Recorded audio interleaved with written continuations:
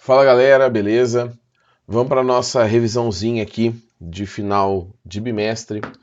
Eu resolvi fazer o seguinte: ao invés de pegar outros exercícios e resolver, eu peguei um exercício de cada formulário que eu apliquei para vocês nesse bimestre. Uns mais simples, outros menos simples. Alguns exercícios que eu acho que as dúvidas acabaram aparecendo, tá? Principalmente o último exercício que eu vou fazer aqui para vocês, o exercício 8. E fica aí de revisão para a recuperação de vocês que vai acontecer semana que vem, tá bom?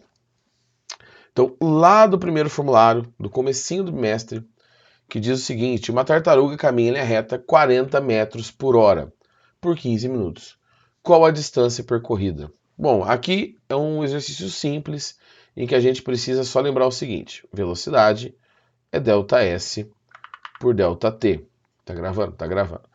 A velocidade é 40 metros por hora.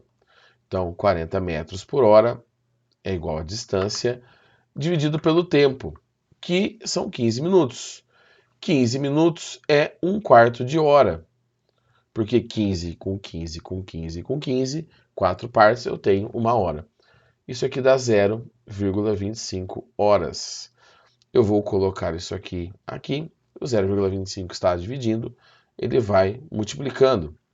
E aí eu tenho 40 vezes 0,25, que dá 10 metros.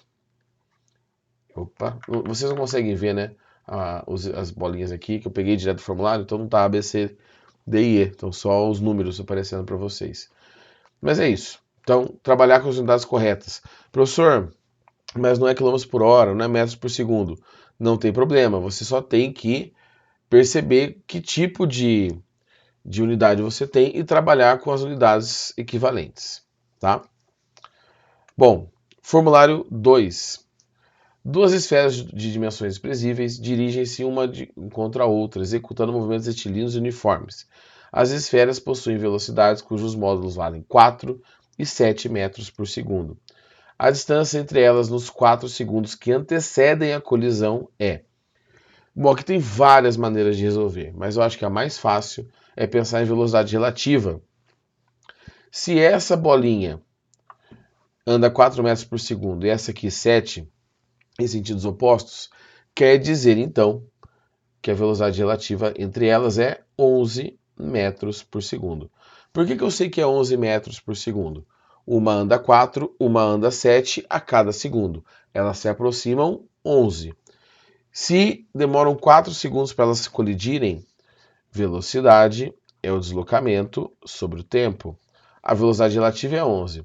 A distância que elas vão percorrer em 4 segundos antes da colisão, eu não sei, né, nos últimos 4 segundos.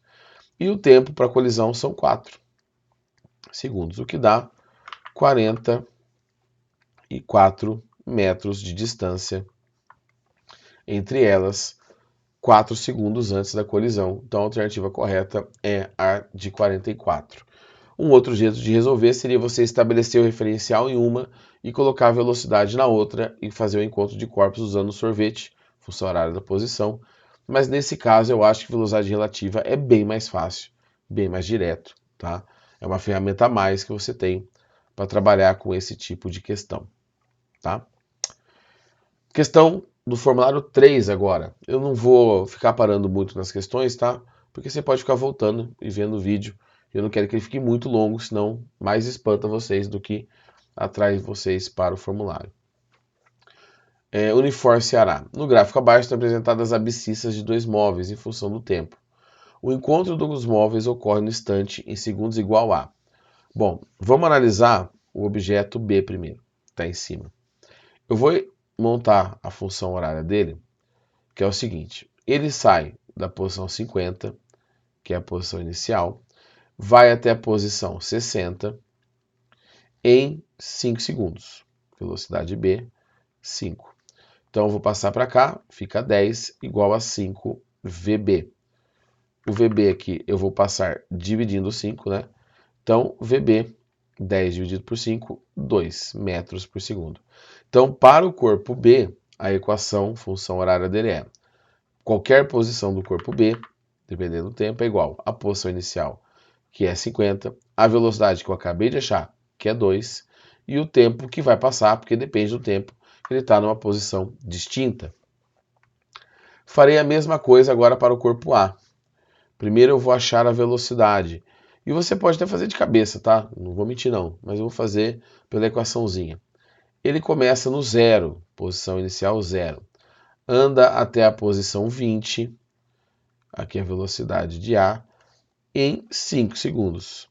O 5 passa dividindo, então a velocidade de A, 20 dividido por 5, é 4 metros por segundo.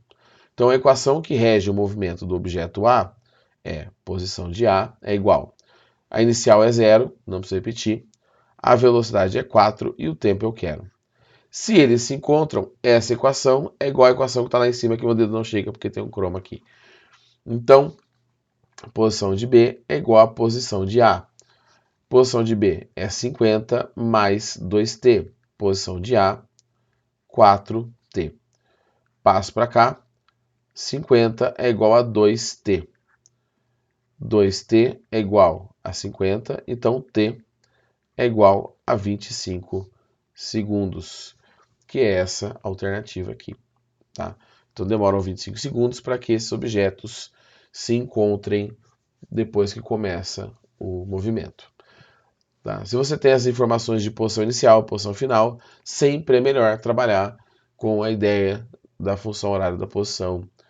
Ao contrário do exercício da velocidade relativa, que é mais negócio, porque você tem as posições bem marcadas de início e de fim de movimento.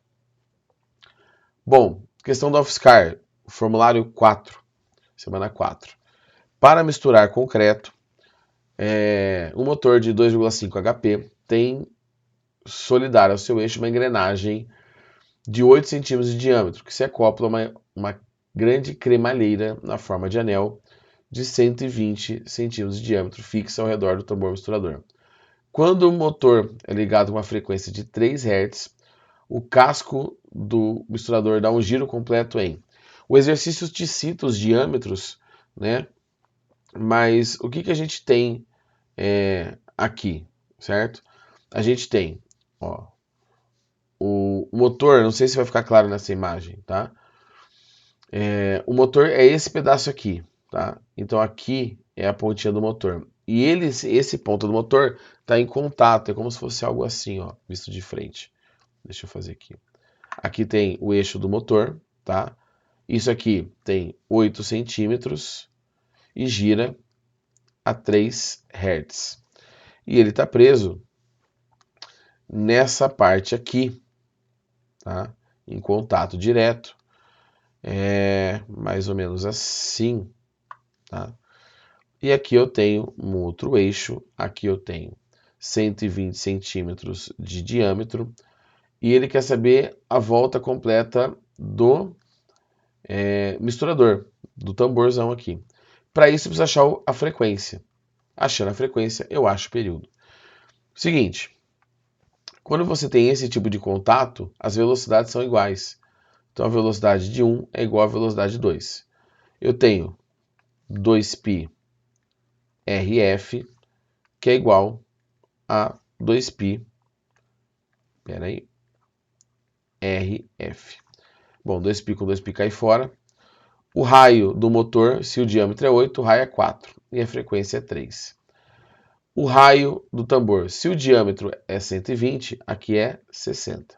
E a frequência eu quero. Então dá 12 igual a 60 vezes a frequência. Passo dividindo. Eu vou puxar para cá, tá? A frequência é 12 dividido por 60 Hz. Para você achar o período, que é o tempo de um giro, você inverte a frequência, porque o período é o inverso da frequência. Então eu não vou fazer a divisão. Por quê? Porque se eu já inverter, o período é isso aqui trocado, invertido. Então fica 60 dividido por 12, que é igual a 5 segundos, que é a resposta B. Tá? Na dúvida, professor, como chegou nessa relação aqui de inversão? Só lembrar que 1 é igual a frequência vezes o período. Então, com essa equação, você consegue fazer essa conversão que está aqui atrás de mim. Beleza? Bom, as 4 primeiras semanas, vamos para as 4 últimas. Essa é da UFSCar, semana 5. Deixa eu já desenhar um negócio aqui que eu sei que eu vou precisar. Então tá aqui. Beleza. E aqui, eixo da Terra.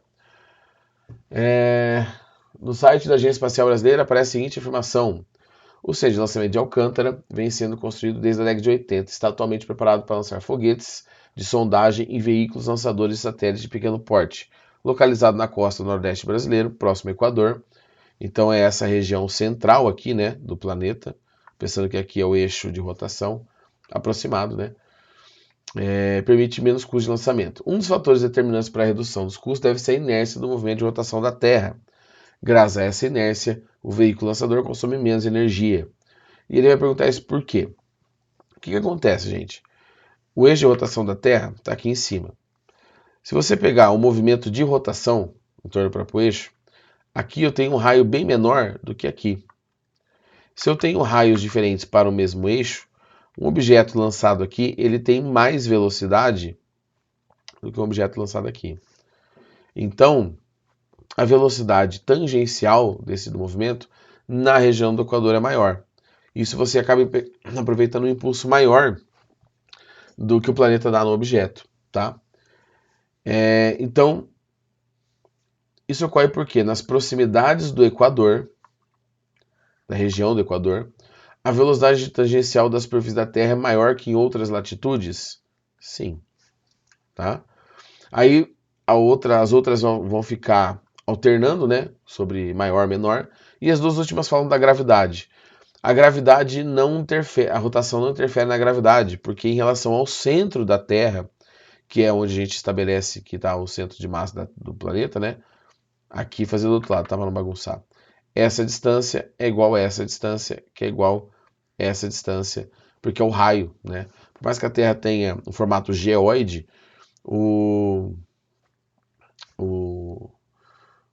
a gravidade acaba não mudando muito. Para você perceber a alteração na gravidade, você tem que mudar muito de altitude.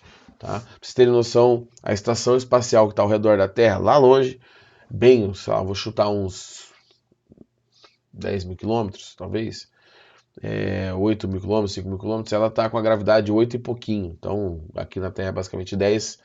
Então, não adianta mexer pouquinho assim, a gravidade quase não é alterada. Tá? Já perdi a semana aqui, semana 5 agora, 6. Semana 6. Tá? Antepenúltimo exercício. Um objeto cujas dimensões são desprezíveis é abandonado a partir do repouso. Então, velocidade inicial é 0. De uma altura de 45 metros. Posição inicial, 45 metros. Após ser abandonado, o objeto cai somente sob a ação da força gravitacional. Tá? Depois ele vai falar, então, que a gravidade vale 10 metros por segundo, que é a aceleração. O movimento é escrito do ponto de vista do observador inercial localizado na origem do eixo Y, aqui embaixo. Considerando desprezíveis todos os possíveis atritos do sistema, adote a gravidade de 10. É correto afirmar que a equação matemática descreve a posição do objeto em cada instante, do ponto de vista do observador inercial.